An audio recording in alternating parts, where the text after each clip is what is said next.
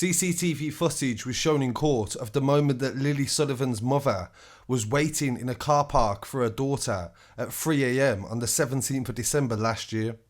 Unbeknownst to her, Lily had been murdered, and her killer, Lewis Haines, walked past her mother as she sat waiting frantically for a reply from her. Lily was only 18 years old and she'd gone out for a night out with her friends at a local club.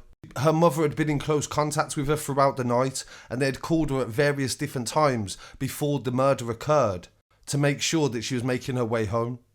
But sadly, Lily never made it home that night. While she was at the nightclub, she met Lewis Haines, who was 31 years old. He was a father and also had a girlfriend as well, which people in the club had pointed out to him. They knew him, and they had said to him, "Why are you trying to chat up this 18-year-old?" But both of them later on were very drunk, and they both left the club separately, but they met up in the street outside. CCTV shows the moment that Lily was walking with her killer down the road, and both of them were 3 times over the drink drive limit, which represented that they'd had quite a few drinks that night. CCTV also showed that they'd kissed as well, but they believe Lewis tried to go further and Lily rejected him, and this resulted in him strangling her to death and dumping her body in Mill Pond, which was a freshwater reservoir in the town. The father of one admitted murdering Miss Sullivan but denied sexual misconduct. He said in his defence that she was going to accuse him of rape and she tried to attack him. There was no evidence to suggest that she had been sexually assaulted, but she did have no top on when she was found in the pool.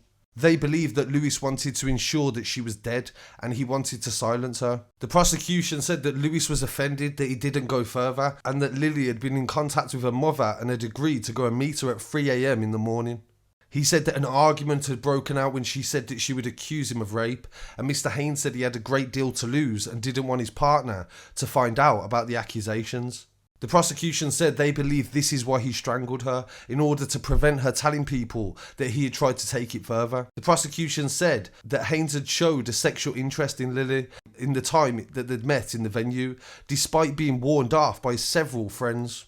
The court heard that Haines admitted to kissing her in the alleyway, and they found her jacket, her mobile phone and tobacco. Her mother called her at 2:47 a.m, but she was cut off halfway through the conversation, and Mr. Hughes says the Crown believed this is when she was attacked.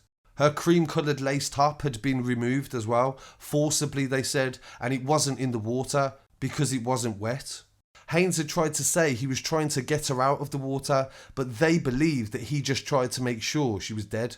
Amy's mother Anna said in a statement, "The events of that night go over in my mind constantly. I wake up in the middle of the night and I picture Lily in the water, wondering if she knew what was happening before she died.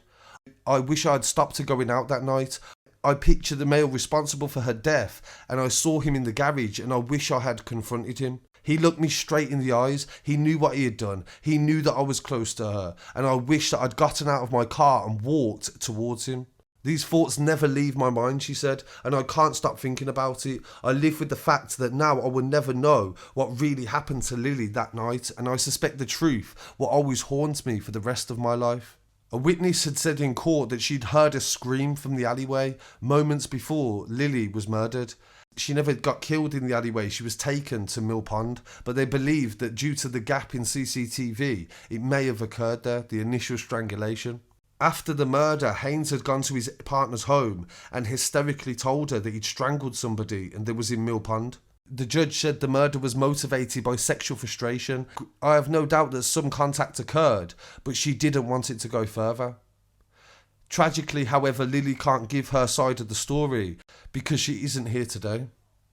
Miss Sullivan used her social media platforms to raise awareness about misogyny, sexual violence and women being killed by men.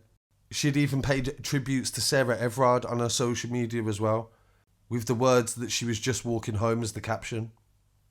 So I really want to thank the viewer that sent me this story as well. I'm just going to call him Andy, but thank you for sending me the story because I was not aware of it as well, being a Welsh story and the little coverage that it has had in the mainstream media.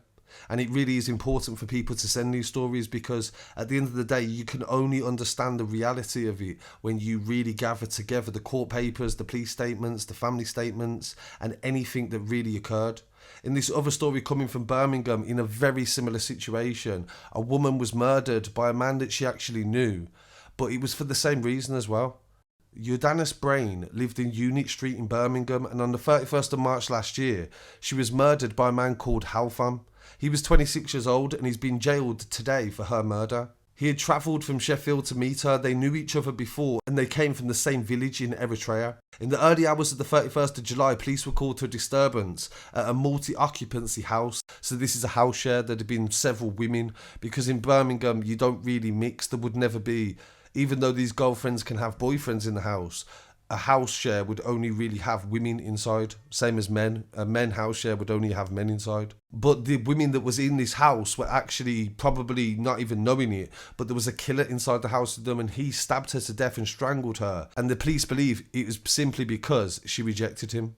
They said that Jordanis wanted to be a doctor or a teacher in the future, and she wanted to really change the world and do her best as well. And this just highlights again the dangers that women face from simply rejecting somebody. Every single day, if you speak to women that you know, they'll tell you a story about how a man has got aggressive or started to be verbally insulting because she has rejected him.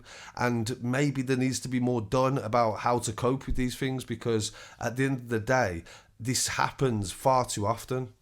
So I want to send my condolences to the family of Lily Sullivan and thank you for your support, and keep sending your stories to news@scarcitystudios.com. I'll be back again very shortly with some more news, and don't forget to follow on social media at Scarcity Studios. Peace.